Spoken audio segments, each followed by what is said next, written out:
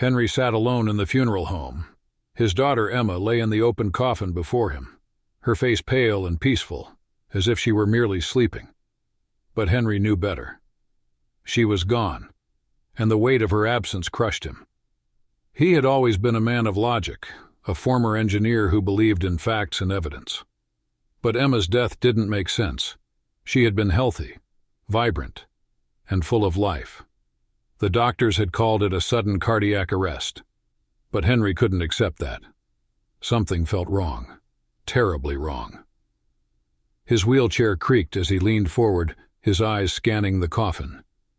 He had spent hours researching, planning, and finally modifying the camera to be discreet and undetectable. It was a desperate move, but he had no other choice. He needed answers, and this was the only way he could think of to get them. With shaky hands, he placed the camera inside the coffin, carefully hiding it among the soft satin lining near Emma's shoulder. The lens was positioned to capture the entire interior, and the device was set to activate at midnight. He had programmed it to record for 6 hours, hoping to catch anything unusual, anything that might explain what had really happened to his little girl. As he closed the coffin lid, a wave of guilt washed over him. Was he disrespecting Emma's memory by doing this? Or was he honoring her by seeking the truth? He didn't know anymore. All he knew was that he couldn't let her go without understanding why. That night, Henry sat in his study, staring at the monitor connected to the camera. The screen was dark, the coffin still and silent. He waited, his heart pounding in his chest as the clock ticked closer to midnight. When the camera finally activated, the screen flickered to life, revealing the dim interior of the coffin. At first there was nothing, just the faint outline of Emma's face, her hands folded neatly over her chest. Henry held his breath, his eyes glued to the screen. Then, at exactly 12:17 a.m., something moved. A shadow flickered across the screen, and Henry's stomach dropped. He leaned closer, his pulse racing. The shadow shifted again, and this time he saw it clearly. A hand, reaching into the coffin. It wasn't Emma's hand. It was someone else's. Henry's breath caught in his throat as the hand brushed against Emma's face, lingering for a moment before pulling away. The screen went dark again, but Henry's mind was spinning. Who had been in the coffin? And why? He rewound the footage, his hands trembling as he replayed the moment. The hand was slender, delicate, and unmistakably familiar. It belonged to his wife, Evelyn. Henry's heart pounded as he stared at the screen, replaying the footage over and over. Evelyn's hand, so familiar yet now so foreign, lingered in the coffin, touching Emma's face with a tenderness that felt wrong. Why would she do that? Why would she sneak into the funeral home in the dead of night to touch their daughter's lifeless body? His mind raced, trying to make sense of what he had just witnessed. Evelyn had been distant since Emma's death, but he had assumed it was grief. Now he wasn't so sure. There was something about the way she had touched Emma, something almost possessive, as if she were saying goodbye to a secret only she knew. Henry's thoughts turned to the days leading up to Emma's death. Evelyn had been acting strangely, staying out late, making phone calls in hushed tones, and avoiding his questions. At the time, he had been too consumed by his own grief and his physical limitations, his wheelchair-bound life after the accident, to notice the signs. But now they all came rushing back, each memory a piece of a puzzle he was desperate to solve. The next morning, Henry confronted Evelyn. He didn't mention the camera or the footage. Instead, he watched her closely, searching for any hint of guilt or deception. She moved through the house like a ghost, her eyes hollow and her movements mechanical. When he asked her how she was holding up, she gave him a weak smile and said, "As well as can be expected." But Henry wasn't convinced. There was a coldness in her voice, a detachment that sent a chill down his spine. He decided to dig deeper. That afternoon, while Evelyn was out running errands, he went through her things. He wasn't proud of it, but he needed answers. In her dresser drawer, hidden beneath a stack of scarves, he found a small, locked box. It took him nearly an hour to pick the lock, but when he finally opened it, his blood ran cold. Inside was a stack of letters, all addressed to Evelyn in the same unfamiliar handwriting. The letters were filled with declarations of love, promises of a future together, and references to Emma. Henry's hands shook as he read the words. "Once Emma is out of the way, we can finally be together. No more hiding, no more pretending. Just us." The room spun around him. Emma's death hadn't been an accident, it had been planned, and Evelyn, his wife, the woman he had loved and trusted for over a decade, had been a part of it. Henry sat in stunned silence, the letters scattered across his lap. His mind struggled to process the words he had just read. Evelyn had been involved in Emma's death. She had conspired with someone who had promised her a life free of the burdens of motherhood and a disabled husband. The betrayal cut deeper than any physical pain he had ever endured. He thought back to the days before Emma's death. Evelyn had been unusually attentive to their daughter, taking her out for ice cream, buying her new clothes, and spending hours playing with her. At the time, Henry had thought it was just a mother cherishing her child. Now, he realized it had been a facade, a way for Evelyn to cover her tracks and make her actions seem innocent. But who was the person behind the letters? The handwriting was unfamiliar, and there were no names or signatures.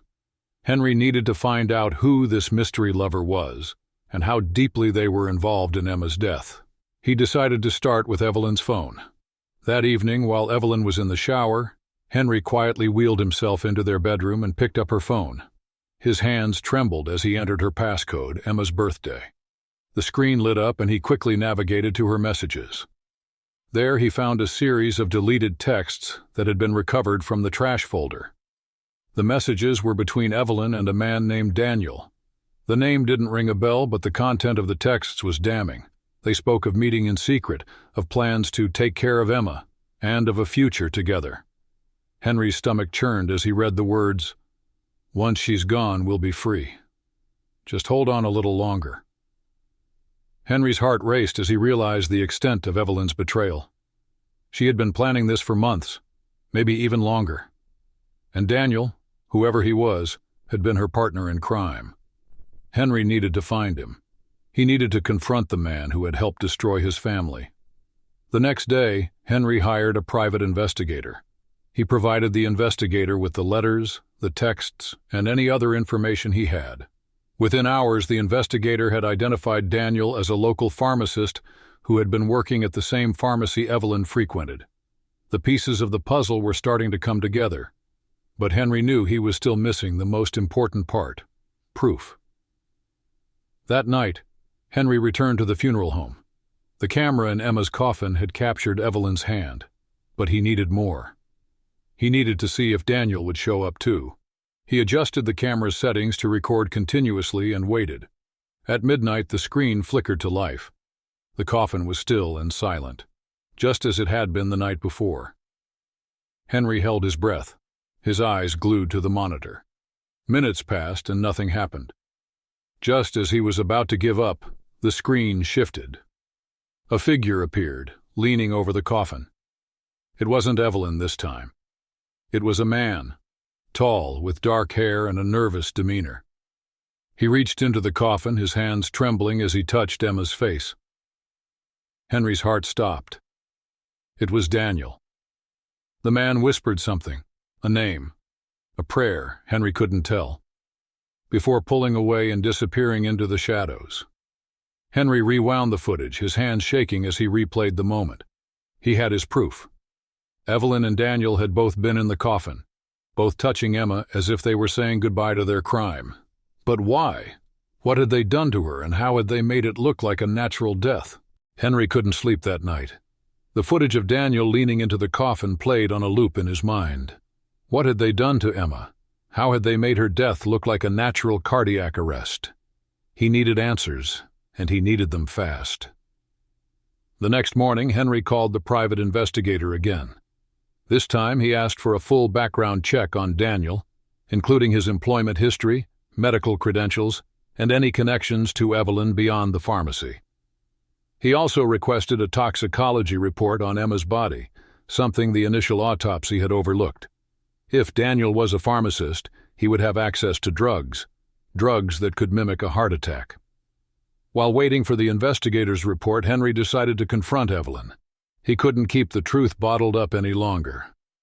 That afternoon, he wheeled himself into the living room, where Evelyn was sitting on the couch, staring blankly at the wall. Her eyes were red and swollen, but Henry no longer felt sympathy for her. All he felt was anger. "Evelyn," he said, his voice steady but cold. "We need to talk." She turned to look at him, her expression unreadable. "About what?" "About Emma," Henry replied, his hands gripping the arms of his wheelchair. "About what really happened to her." Evelyn's face paled, but she didn't respond. Henry continued, "I know about Daniel. I know about the letters, the texts, the plans you two made. What I don't know is why. Why would you do this? She was your daughter, Evelyn. Our daughter." For a moment, Evelyn said nothing. Then, to Henry's surprise, she began to cry. Not the quiet, controlled tears of someone who was grieving, but the raw, uncontrollable sobs of someone who had been carrying a terrible secret. She buried her face in her hands, her shoulders shaking as she wept. Henry waited, his heart pounding. Finally, Evelyn looked up, her eyes filled with guilt and regret. "I didn't want to hurt her," she whispered. "I never wanted to hurt her. But I was trapped, Henry. I was so trapped." "Trapped," Henry repeated, his voice rising. "What are you talking about?" Evelyn took a deep breath, her hands trembling as she wiped her tears. "Daniel, he wasn't just a pharmacist. He was my way out. I thought he loved me. I thought he could give me the life I wanted. A life without all of this." She gestured vaguely at the room, at Henry in his wheelchair. "But he had conditions. He said we could only be together if Emma wasn't in the picture. He said she was a burden, that she would always tie me down." Henry's blood boiled. "So you killed her? You killed our daughter because some man told you to?" "No," Evelyn cried, her voice breaking. "I didn't kill her. I gave her the pills. Daniel said they would make her sleep, that they would make it look like a heart attack. He promised me no one would ever know. But I didn't think she would actually die." Henry's heart shattered. Evelyn's confession was worse than anything he could have imagined. She hadn't just betrayed him, she had betrayed Emma. Their sweet, innocent daughter had been sacrificed for Evelyn's selfish desires. "You're a monster," Henry said, his voice trembling with rage. "You don't deserve to be her mother. You don't deserve to be my wife." Evelyn didn't argue. She just sat there, crying silently, as Henry wheeled himself out of the room. He had heard enough. Now he needed to make sure Evelyn and Daniel paid for what they had done. Henry's mind was a whirlwind of emotions: grief, anger, and a burning desire for justice. He couldn't let Evelyn and Daniel get away with what they had done. Emma deserved better. She deserved to have her story told and her killers brought to light. But Henry knew he couldn't do it alone. He needed help.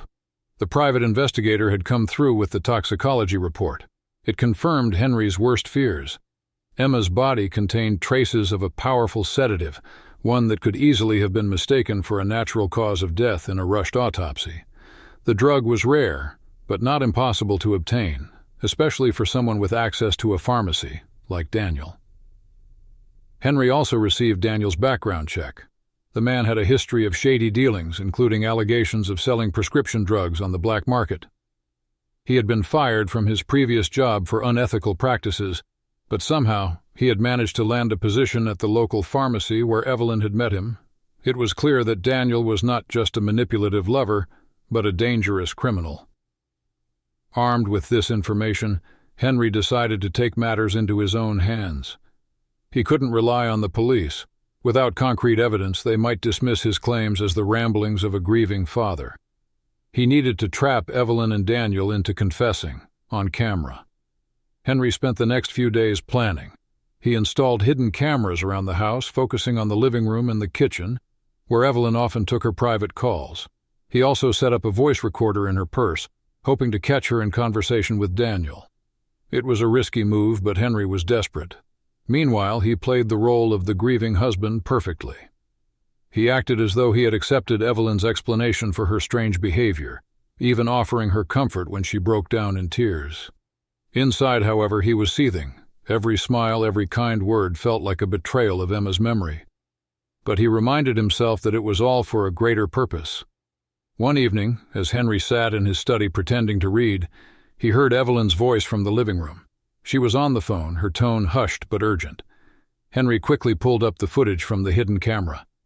There she was, pacing back and forth, her face pale and drawn. "I can't do this anymore, Daniel," she whispered into the phone. "Henry knows something. I can feel it. He's been acting strange, asking too many questions. What if he finds out the truth?" Henry's heart raced as he listened. This was it, the moment he had been waiting for. He adjusted the volume on the camera, making sure every word was captured. Daniel's voice crackled through the phone, loud enough for the camera to pick up. "Calm down, Evelyn. Henry's just a broken man in a wheelchair. What can he possibly do? Even if he suspects something, he has no proof. Just stick to the plan and everything will be fine." Evelyn shook her head, her voice trembling. "No, Daniel, you don't understand. He's not as helpless as he looks. He's smart, smarter than both of us. If he finds out what we did—" "He won't," Daniel interrupted, his tone cold and dismissive. "And even if he does, it's his word against ours. Without evidence, he can't touch us. Now stop panicking and stick to the plan. We're almost there." Henry's hands clenched into fists as he listened to their conversation. They were so confident, so sure of their victory, but they had underestimated him. He had the evidence now, their voices, their confessions, all recorded and saved. It was time to make his move. Henry waited until the next morning to act. He needed to be calm, calculated, and precise. Evelyn was still asleep when he wheeled himself into the living room, the footage from the hidden cameras and the voice recording saved on a USB drive.